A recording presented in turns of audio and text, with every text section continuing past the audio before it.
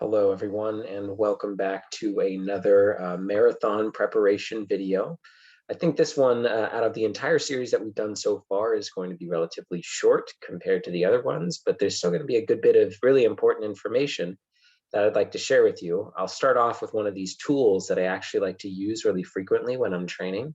And then today, what this video is going to be focused on is actually taking a look at the Pittsburgh Marathon course.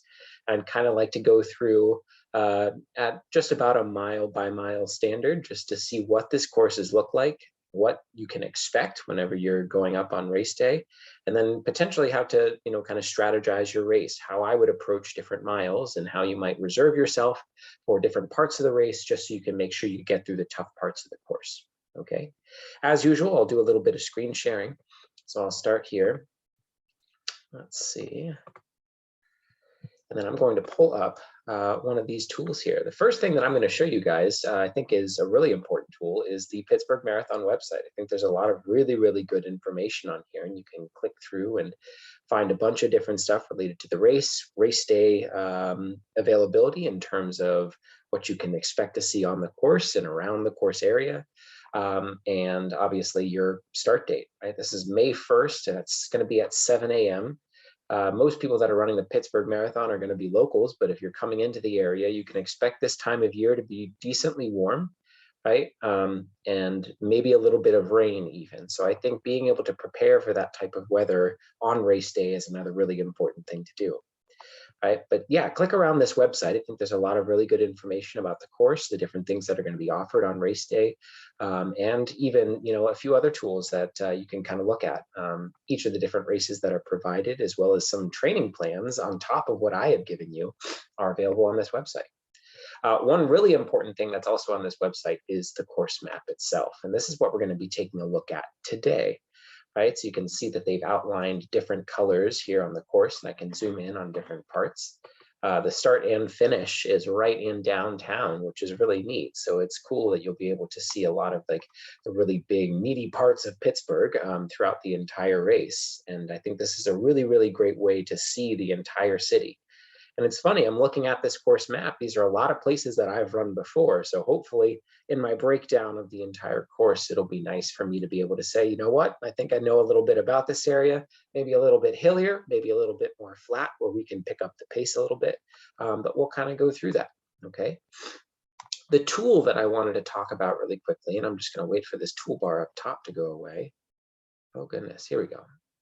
Is this onthegomap.com. I'd invite anyone to go and check out this tool. It's something that I use really frequently in my training. And this tool is really useful because I can zoom in on any part of the map, and then I can also figure out how far certain runs are going to be. I like to start a lot of my runs at Shenley Park. So if I start a run up here right around the oval on Overlook Drive where I could park, and I wanted to make myself a loop. So we can just click around on different parts of the map. And then you can see in the lower right-hand corner here, it's adding distance to our route, right? So this is something that I do really, really frequently if I'm either trying to find a new route or I just want to make sure that the distance that I'm running is going to be accurate. I can click around at different parts of the map. And the other thing I can do is I can drag and move my course a little bit to make sure that I'm hitting the right spot. But I'm going to make myself a little loop, and I actually know this loop should be somewhere around 5K, 5 kilometers or 3.1 miles, right? But yeah, we can double check and make sure that this is this distance. All right, so we'll go down Serpentine Drive here. Maybe some people are familiar with this route along the golf course in Shenley Park. I do this all the time. Somewhere actually where I do a lot of my tempo runs, a good bit of race simulation in this area, right? And that's it, exactly, a perfect 5K, 3.11, 3.12, right in that ballpark. But I think this is a really great tool. It's something that you can come back to very frequently to get an idea of how far you've run. Now, another feature that we're going to be looking at is actually in this lower left-hand corner here, where we toggle the elevation profile. And I want to key you in on a few things here. What you can see, obviously, is throughout the course, it'll show a little orange dot of where we are on the map and also what the hill profile looks like, which is really useful. One thing that I will kind of make you aware of is that this software doesn't do a good job of going over bridges. So what you'll actually see here is this giant dip as we go over the Panther Hollow Lake, right about here. So you can see as we go over that bridge, it thinks we're actually going down the cliff. So you can imagine that the difference here is that bridge is basically spanning that gap. So even though there's this big gully in our track here, that's not actually there. So just be wary of that whenever you see that on the map here. But very, very useful. So one thing that we're going to be doing as we go through the Pittsburgh Marathon course is taking a look at the different elevation profiles as we go. So we say, oh man, okay, well, we look here and we have a 6 to 7% grade. And I can tell you that's pretty significant, right? You'd look at that and say, definitely a hill.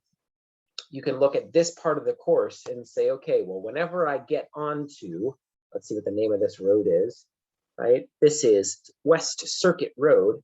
Whenever I make this right-hand turn on the West Circuit Road, I can start to expect there to be a pretty steady uphill until I get to the top over here, right? And the other thing that I can do is I can look at, okay, whenever I started this hill, it's at 924 feet, and whenever it's over, it's at 1,060 feet. So well over about 100-foot climb over the course of just about a mile. Right, and you can see that at the bottom, the distances that we've traveled along this route as well, right? So we're going to look at the Pittsburgh Marathon course, going through all of these elevation profiles, looking at some of the turns as well, and saying, how are we going to approach this race in particular? Maybe we're going to have to reserve a little bit of energy for the really hilly miles at different points in this race. Okay, so I've done essentially the exact same thing with the marathon course. So again, I was just kind of consulting this map here and going back and forth and figuring out where all these turns are. And then I've just translated it onto our onthegomap.com thing, right? Now, the total distance you can see is a little bit over a marathon. That might just be minor differences in the software estimation of what the distance is, but I can assure you the Pittsburgh Marathon course is USATF certified. And what that means is people have measured very painstakingly that this is a full marathon. You're not going to be running a step further than 26.2 miles, okay? So don't be alarmed by the additional 0.4 that you see in the lower right-hand corner, right? So again, let's zoom in here. We can see where we're starting on Liberty Avenue. And this long shot all the way down Liberty Avenue, I can tell you, is going to be obviously relatively flat. This is right through the Strip District, right? And very, very minor kind of rolling hills as you're making this out section on Liberty Avenue. And then a quick turnaround that's going to take you down Penn Avenue. And then you will be going over the David Mccullough Bridge. Okay, this is going to be kind of your first little hill that you're going to be getting ready to go up. Right, so again, whenever you see this gully here, we're actually looking at the profile of the river here. So don't be alarmed by this big downhill and then a really sudden uphill. But one thing that I can tell you about a lot of these bridges in Pittsburgh that we'll go over, you might think that they're relatively flat, but generally there is a grade to them. In other words, it is kind of on a hill. So I think one thing that's going to be a really good rule of thumb is right before you go over a bridge, it might be a good idea to just slow down a little bit and get ready for crossing that bridge, because likely you will have to go over a little bit of a hill to get through it, okay? So potentially, as you're going over the David Mccullough Bridge or getting ready and you're coming back down Penn Avenue, it might be a good idea to say, okay, check in with myself, make sure I'm doing okay so we can get over this bridge, okay?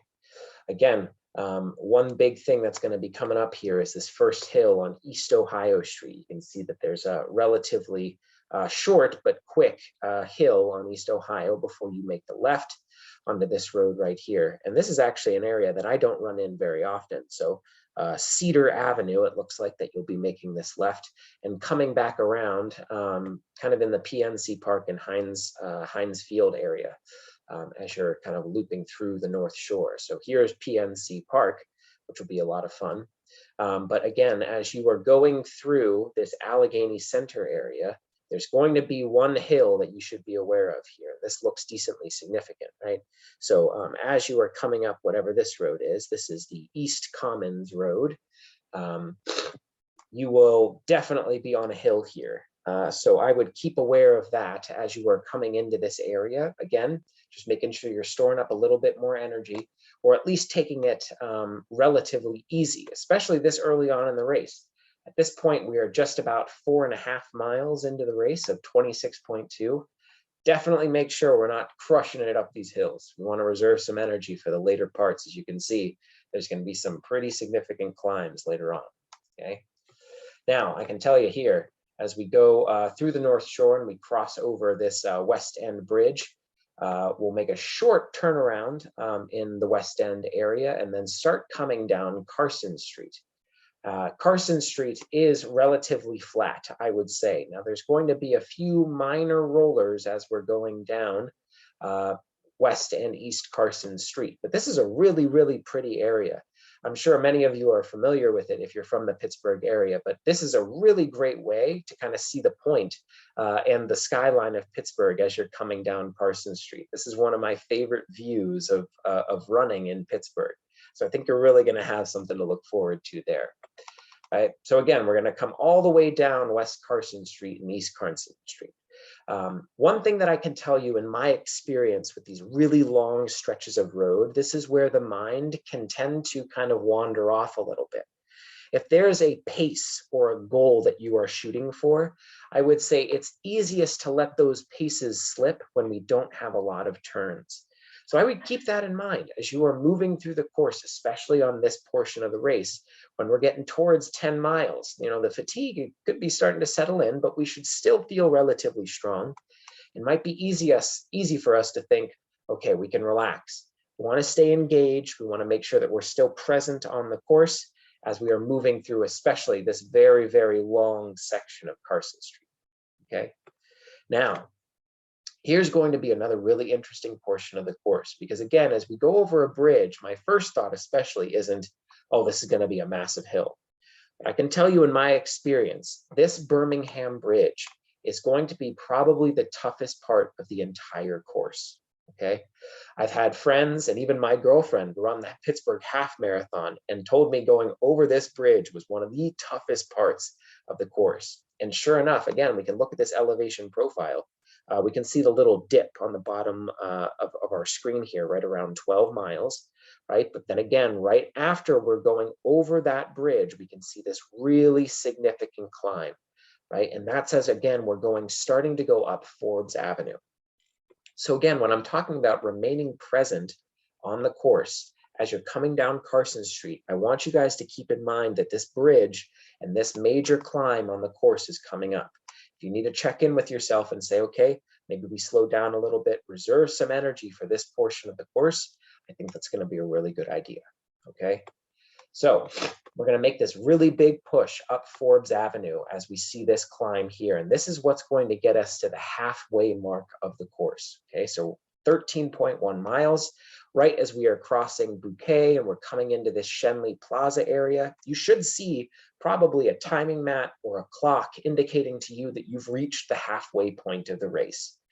Oh man, personally at this point, I hate thinking about the fact that I've only gone halfway, but some people, this is really energizing, right? So use that if that's something that you can do. And if not, you can turn your brain off, just get ready to go to work for the second half of this race, okay? Now, again, we've gone through the major climb of the course at this point, but I don't want us to forget about some other big climbs that are going to be coming up that we might be easily forgetting about, okay? You're going to come down Fifth Avenue, and then we'll make a left on Aiken Street, and all of this portion of the course is going to be relatively flat. Walnut Street is actually really fun. I do really enjoy this part of the course, and I'm very glad that they're not having you just go straight down Fifth Avenue. Walnut Avenue, again, if you're a Pittsburgh local, you'll know this is a very bustling shop area and restaurant area. I always think it's really nice to run down this street. So I think you'll really like that. Come back down onto Fifth Avenue and you'll be making it into this area of the course through Point Breeze and Homewood, right? And all of this, again, this portion of the course will be relatively flat. But a few minor climbs as you are coming through on Walnut Street and then through Fifth Avenue. So again, not very big climbs, especially relative to the one on Forbes, but keep those in mind, a little bit of rolling terrain as you're working through this portion of the course, okay? Now, again, we're traveling through Homewood, and about to approach the 20-mile mark.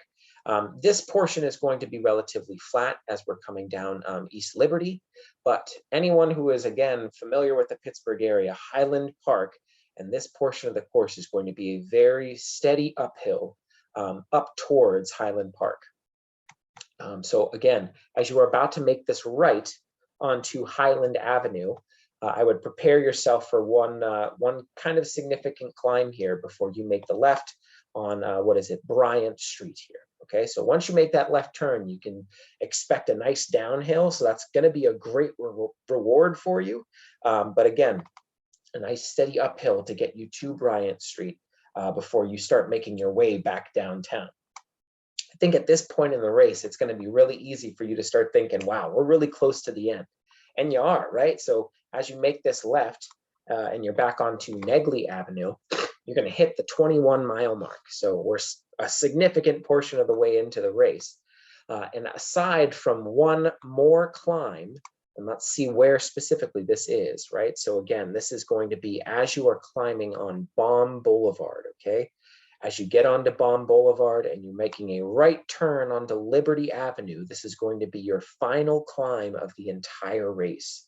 And then what's beautiful about the end of the Pittsburgh Marathon, all the way down Liberty Avenue, down into downtown and towards the point, you have a huge net downhill. This is where you can make up a ton of ground.